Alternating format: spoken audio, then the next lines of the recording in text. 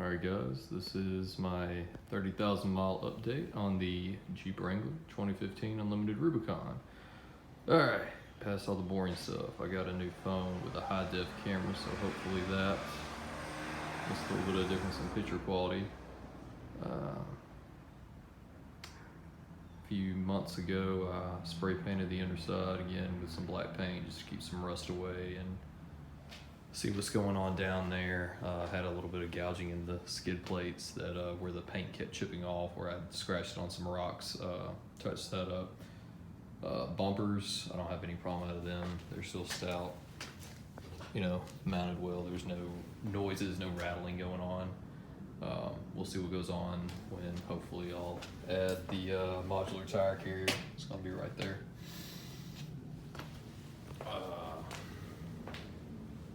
Haven't really noticed any excessive tire wear. Nothing's really been going on.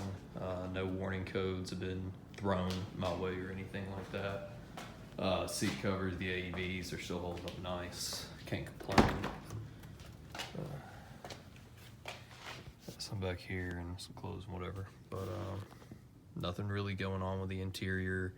Gas mileage, you know, still the same, you know, 18, 19 miles to the gallon. Not the best, but I expect that out of the Jeep, so no complaints there. Let's see.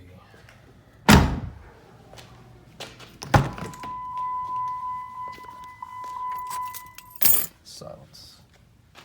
Yeah, the seat covers are holding up pretty good. Some water's gotten on them here recently from a big rainstorm we had. Problem I noticed with Jeep, sometimes it'll hold water in here, and when I open the door it'll all like spill out in here for a little bit in this area. So but it's doing good on completely holding that water and repelling it. It doesn't soak through. Floorboard's a little dirty. Haven't really had much time to clean anything here. Can't really say anything. I mean, there's the mileage on it.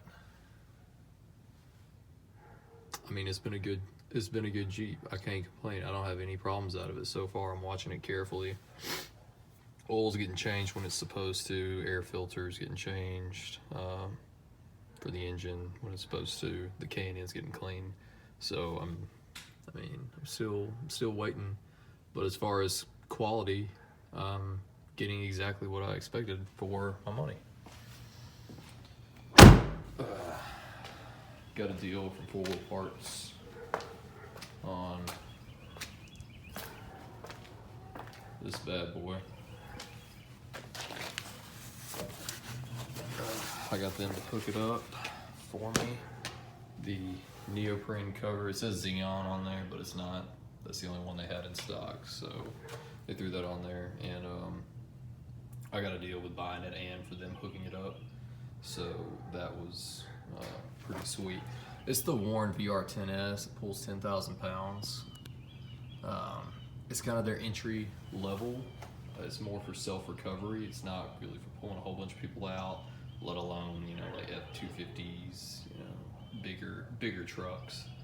But just some highlights is this is where you plug in your controller right here. It's completely watertight sealed. This is the control pack, which can actually be mounted elsewhere. It's got, you know, your clutch right here. I got the synthetic rope. I just feel like with my level of experience and just where I'm going from here and what I want to do with this vehicle, synthetic's the best way to go compared to a steel cable.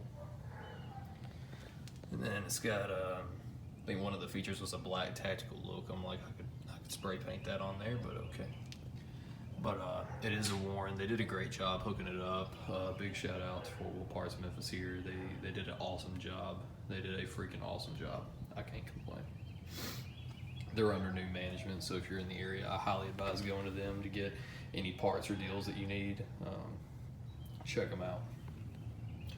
But I still got to get a little bit more equipment because the winch is only a tool. It's not an end-all be-all or anything like that. I still need to get a snatch block. I need to get the weights to hold down the rope, because a synthetic line can still break and swing back into you. you know, there's room right there that'll just fall and drop. That's not entirely the case. It's not going to be like a steel cable where it's going to swing right back in and bust through headrest and glass and all, or, you know, just a whole bunch of crap. But synthetic rope can still be dangerous. And I'll need to get, I got a tow strap. I got a snatch strap. I still need a tree strap, tree saver. Like I said, a winch is only a tool. And your tool bag should be a plethora of things to help you get out of any situation, which is basically what this vehicle is going for. That's why I didn't throw a cheap lift with cheap tires on it and wheels and stuff like that. This is a build I'm taking my time with. I'm looking at what I want. Like before I get a lift, or when I do, I might need to upgrade, you know, just reinforce the axles with some chromollies, you know, I don't know. That's why I'm taking my time with this build. You know, it's not extreme or anything yet, but I'm satisfied with where it is right now. We'll see. Planning on getting the fridge freezer here pretty soon and the dual battery tray sometime this year, so we'll see how it goes down. But I'm getting what I paid for. Jeep doesn't have the best quality reputation in some circles, but this is my proof right here that at 31,000 miles you're still getting quality. Thanks for watching.